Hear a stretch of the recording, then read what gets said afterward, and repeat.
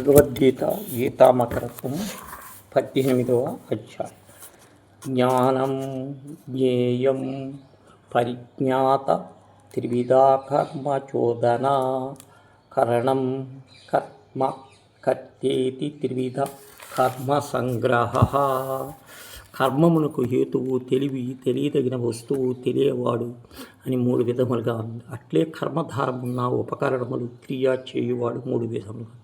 కర్మమునకు హేతు అని ఎన్ని విధములుగానున్నది? 3 విధములు. తెలివి, తెలియబడదగిన వస్తువు, తెలియని వాడు అవుతున్నది. కర్మమునకు ధారములు ఎన్ని విధములుగా ఉన్నది? అవి ఏవి? ఉపకారము, క్రియ, కర్త అయి ఉన్నది. జ్ఞానము కర్త అను వాని యొక్క సాత్వక, రాజస, తామస రూపములకు తెలియజేయునదు భగవానుడు పలుకుతున్నాడు. జ్ఞానం కర్మ చ కర్త చ త్రిధైవ గుణభేదత ప్రోచ్యత గుణసంఖ్యాని యదా వచ్చస్మృతాన్యసి.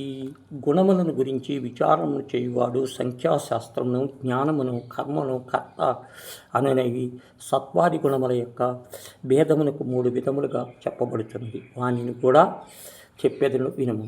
భగవానుడు గుణభేదములు 3 విధములుగా చెప్పాను. జ్ఞానము, కర్మ, కర్త అని 3 గురించి. వానిని గురించి అచ్చట తెలుపుతుంది సంఖ్యాశాస్త్రము. సర్వభూతేషు అనైకం భావమయ్య వీక్షతే అవిభక్తం విభక్తేషు తజ్ఞానం విధి సాత్వికం.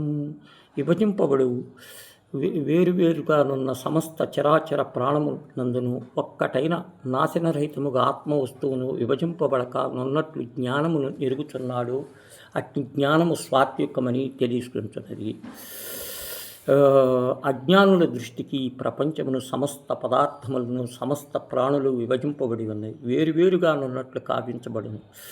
జ్ఞానుల దృష్టి అంతయు అవిభక్తుల మునకు సర్వత్రా నాశనరహితముగా ఆత్మబంధువును వ్యాపించి అన్నట్లు గోచరించును. ఎట్టి నికృష్ట జీవి అయినప్పటికీ తన వెనుక పరమాత్మ తెలుసుకొని తన యథార్థ రూపమున అసంగతమును కలదు. తరంగములు చిన్నదైనను దానికి ఆధారమైన సముద్రముల్లో భావించి దాన్ని లీనమగుట సముద్ర రూపమునకు అర్థానికి హక్కు కలదు. హృదయమును పవిత్రమనర్చుకొని తన నిజరూపమున ఆత్మను తెలుసుకున్న చాలును. అనేక తరంగములు ఉన్నప్పటికీ వాని నామరూపములు వదిలి జలన మాత్రము చూచుకొని వలయను. పుష్పములు అనేక పుష్పములు చూడు వలెను.